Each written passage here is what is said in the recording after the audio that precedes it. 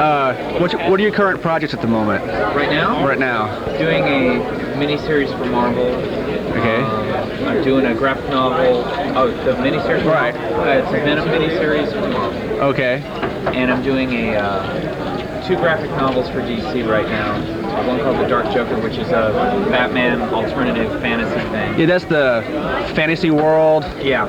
Joker's like a magician. He's a sorcerer. Yeah.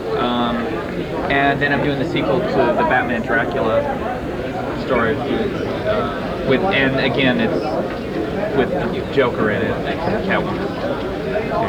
And then after that, a new Batman monthly. There's going to be a new monthly Batman? Yeah, but it'll be an Elseworld monthly. Oh, really? An Elseworlds monthly? Yeah, but I'll be cranking out every month now. Does it have a title? We're working one out right now. We've got the premise all set up, but we just haven't come up with those things. Usually that's the last thing to do anyway. You have a preference for the title? Yeah, because we want to kind of see how it shapes up in pre-production and then come up with something that kind of... We don't want to fit the title. We want the title to fit in. Right.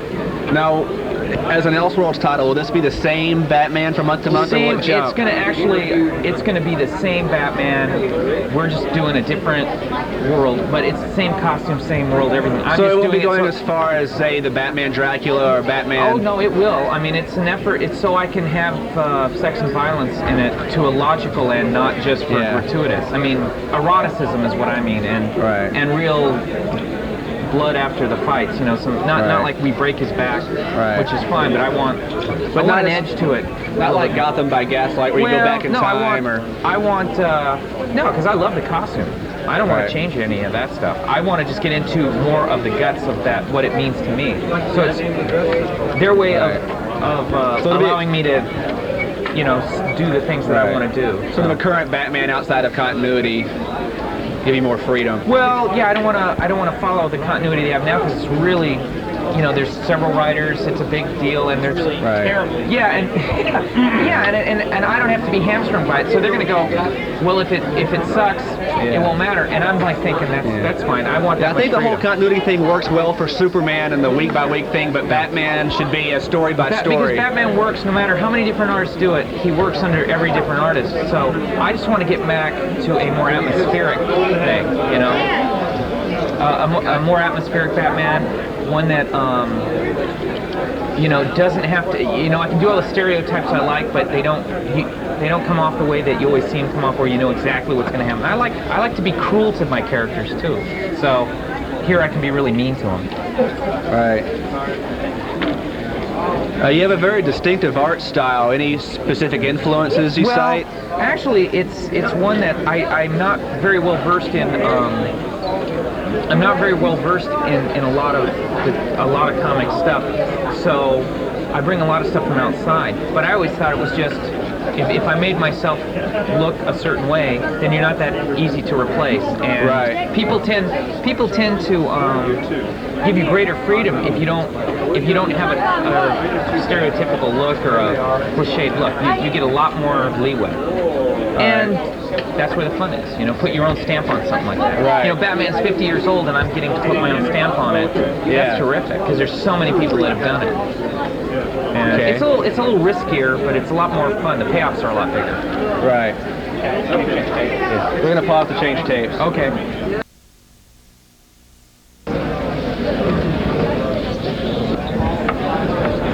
We can keep I know.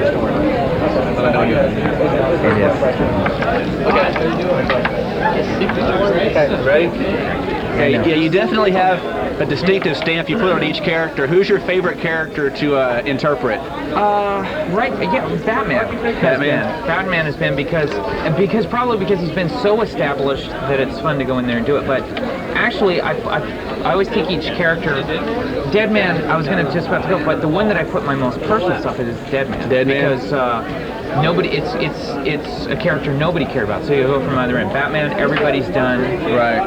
Deadman, nobody cares about. So I can go in there and just completely reinvent an established character. That's a lot of fun. It was one of and the ones that are the best are the ones where they don't tell you too much about it, other than he's in the tunnel, there's a flood, do something. And you know, so you want to try to bring something new to it. And the first thing that came to my head are that he's not the only thing alive in the tunnel that could drown, and made a cover that. When you think about being in a dark tunnel, Yeah. Right, and that's the thing I wanted to get off on. Okay, and a great cover is one that brings you over and asks a lot of questions and gives a lot of answers in the same piece and makes you want to get in and see what the hell's going on, you know? Or just capture the atmosphere of the book or the flavor of it. Because I don't feel, I mean, I really don't know what's going on in the book to the nth degree that maybe you should, but they feel I've captured the atmosphere of what's going on so well that it's a necessary part of their storytelling. So that turned out real well, because I've always told them if they just let me do it, I'll give them pieces like that, you know.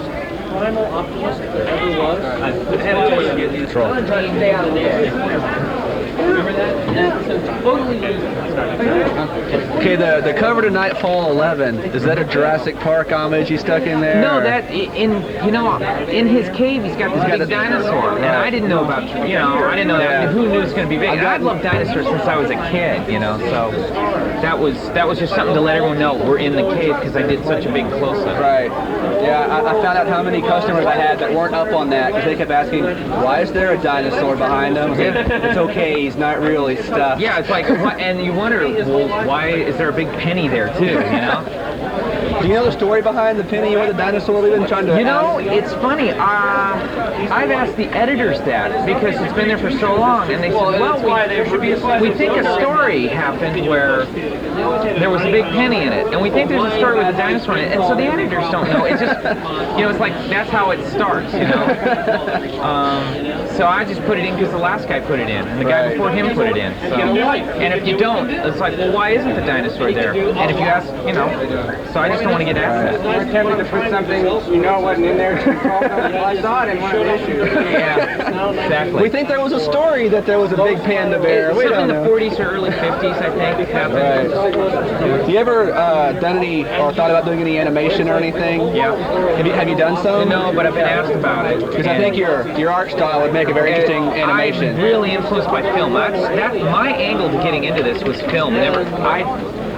I'm not a very good comic book artist, but film is where I study. Right. And it's still the same thing, choosing the best frames, choosing the best panels. So my whole angle is very cinematic.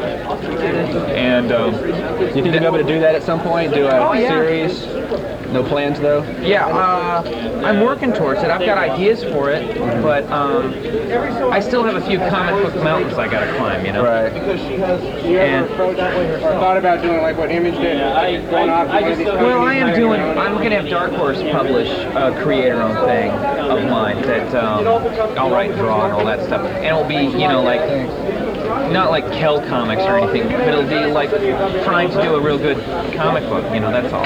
Actually, a lot like what Matt does, where it's just your specific view of the kind of book you'd buy, you know? And if other people buy it, that's great. When you did the Grendel pinup, what was your approach to that? Well, no, it's just that everyone, that's daunting because there's so many people that are very, very, you know, it's kind of group you want to be with, because I always wanted people to not so much look at the drawings, but look at the ideas you're doing. But if they look at the drawings, that's great too. But always get off on the ideas, and that's all that is. So for me, it was like, well, then I'm just going to go and do a superhero thing then. You know, he's just a super guy now, because everyone's doing that, and it turned out real well. I was very pleased with it, because it was kind of, it's a real simple pinup. It's a pinup, you know. I know a kid won't actually tear it out and pin it up, but I was thinking that way. The first thing I'm familiar with you doing was Micronauts. Yeah, Micronauts. That was a blast. That was a lot of fun because I was working with a writer who wanted to try some real science fiction in a superhero book. And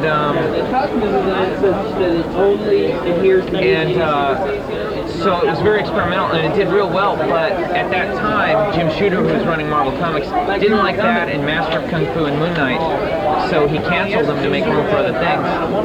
But, you know, I have so many people still talking about those books, because they're very heady books, and I knew, you know, and that's what, you see so many of them now. But that was a blast. I had a good time on those. Now that I think about it, your art was kind of a lot like that. Oh, it was, I was trying to be Jack Kirby. You know, I wasn't good enough.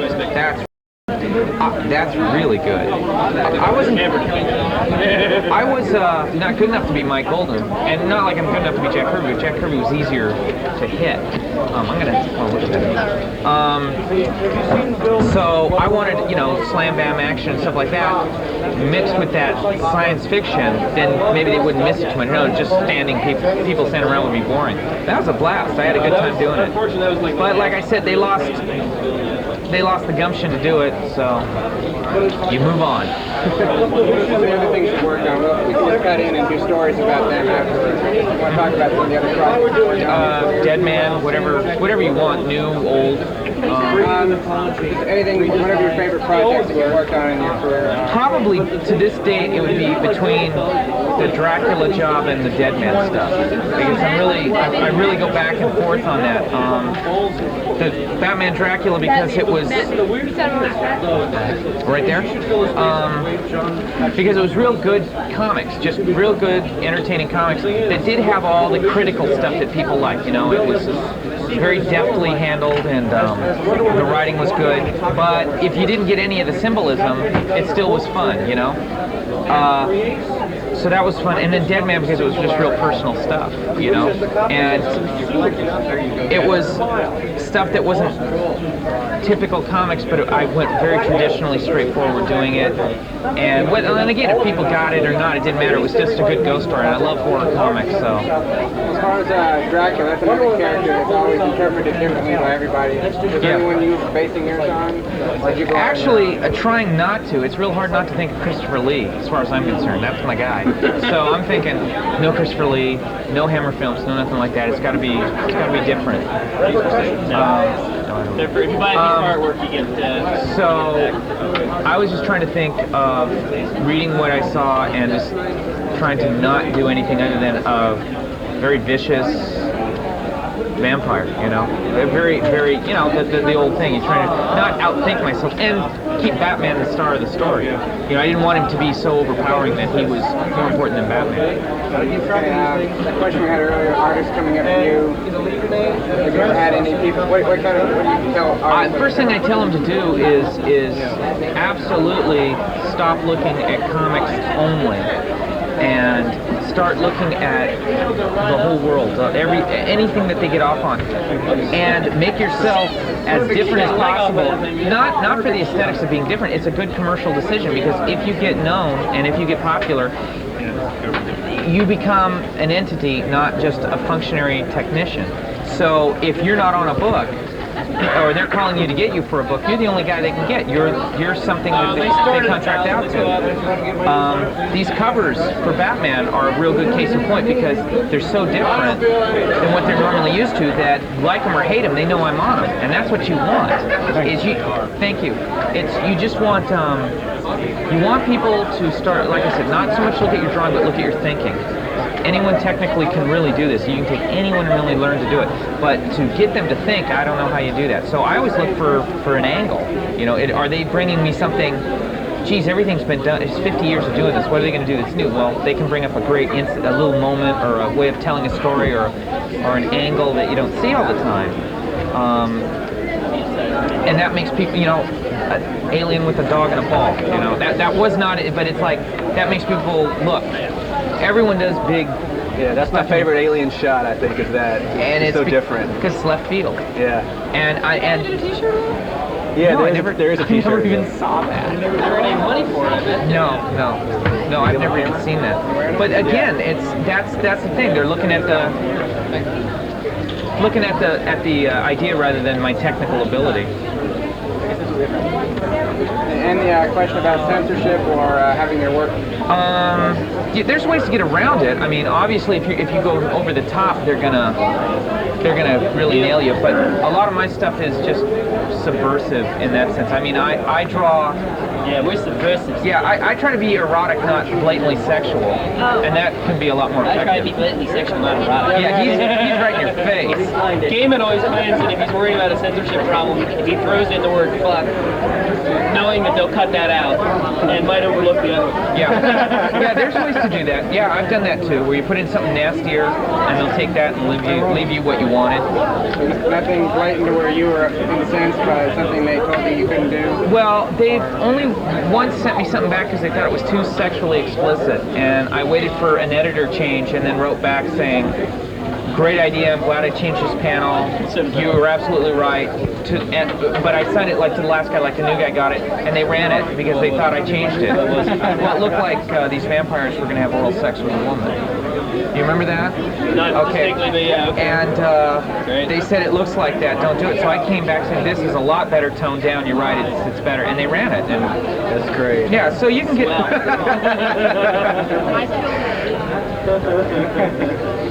You know, it was just a little thing. It was to get, you know, it was fun. Just a little thing.